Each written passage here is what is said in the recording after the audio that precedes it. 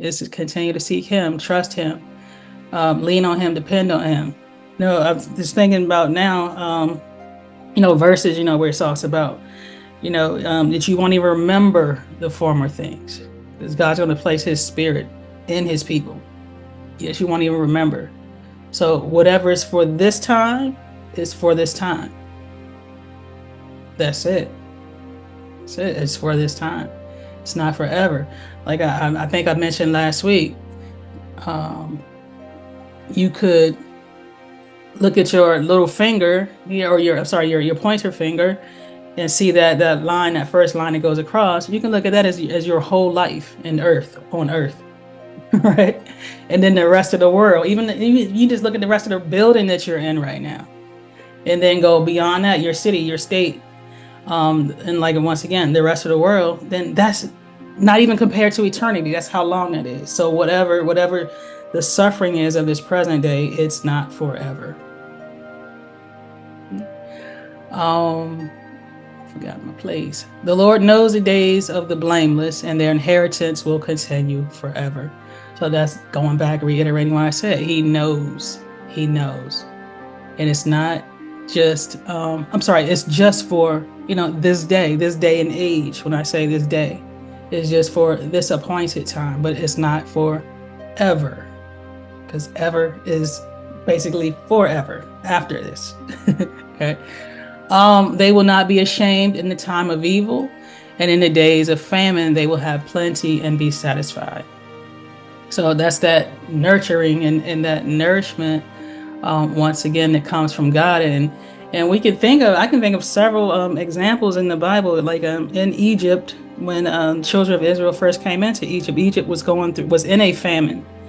And the world, everybody else was in a famine, but Egypt had plenty because God had placed a man there, Joseph, and Joseph had a dream. King had a dream. Joseph interpreted the dream and told, the king basically what to do. Store up for these. I think it's for 7 years before this famine hits, and then you'll have plenty during the famine. So during the famine, when the famine actually hit, Egypt had plenty to where, people from outside of their nation was coming to Egypt to get the grain.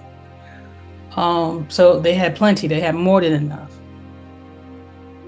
in that time. And they were satisfied, and that's basically how the children of Israel initially went into Egypt in that place.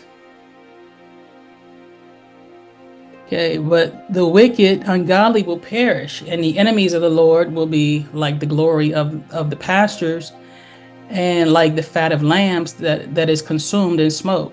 They vanish like smoke, they vanish away.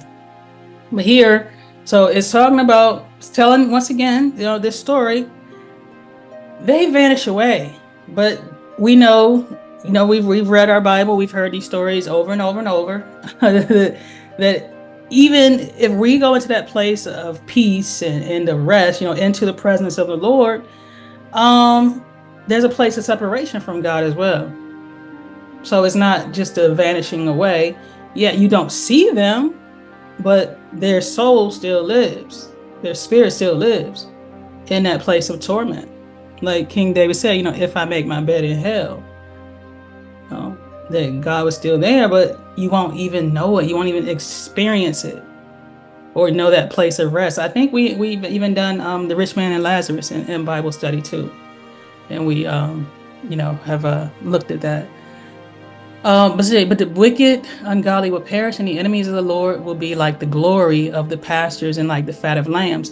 And we looked at the temple a little bit. That was part of their sacrifice. They brought the fat there to the temple as part of the sacrifice, and that fat was just consumed. It was burned as a part of their offering.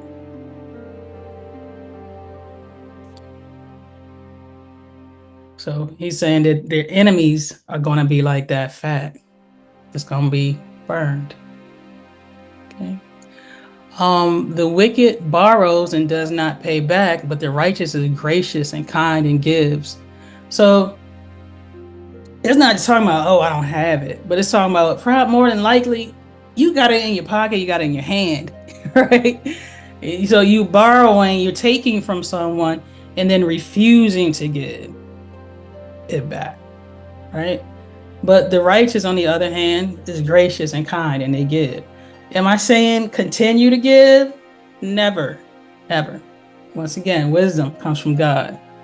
You need wisdom, the Bible says to ask. So it's never saying that to continue to do that, where it's like even like sabotaging yourself. No, no. Okay. Verse 22, for those blessed by God will at last inherit the land, but those cursed by him will be cut off. So, once again, just like I was saying, this psalm is written like the Proverbs, and it just keeps giving you a contrast and comparison of the two destinies, of the two stances with God that we were looking at in the beginning when we talked about the righteous and then the unrighteous. All right. So for those blessed by God will inherit the land, but those cursed by him will be cut off. The steps of a good and righteous man are directed and established by the Lord, and he delights in his way and blesses his path. Really, I think it's a familiar verse of scripture, but it's a one that kind of like lights up my mind, and I don't know, kind of like makes me glad. It says the steps of a good and righteous man are directed by the Lord and established by the Lord. So I gotta seek and continue to stay in that place with God, regardless of situations and circumstances, right? Because my desire is to be that righteous person, and it says good and righteous. Though that person's step, they're directed. So if I'm going to the right, if I'm going to the left, they are directed by God and established by God. So I can build a solid foundation there, or a solid foundation is being built for me there. I'm adding to it. I'm doing my part to establish what God has planned and prepared for me. And he delights in his ways. That's talking about God delighting in your ways. Like, that's a big deal, to have God be pleased with you in what you do. And it says here, and blesses his path. So, as a result of him being delighted with you and you being good and righteous, he blesses your path. So he keeps you in that place of blessing. Okay. Any questions, comments, concerns?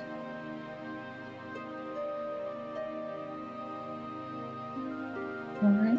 I'm going to do this last verse here.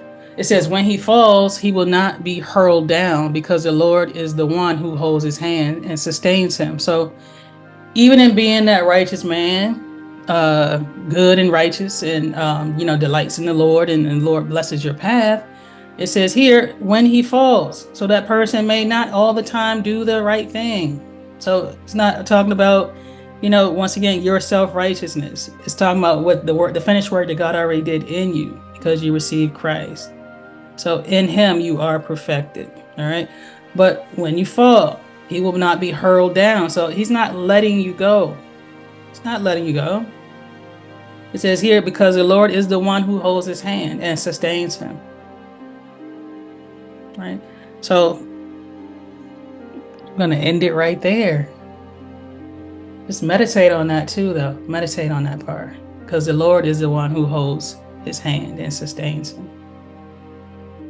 So it keeps you going in your path.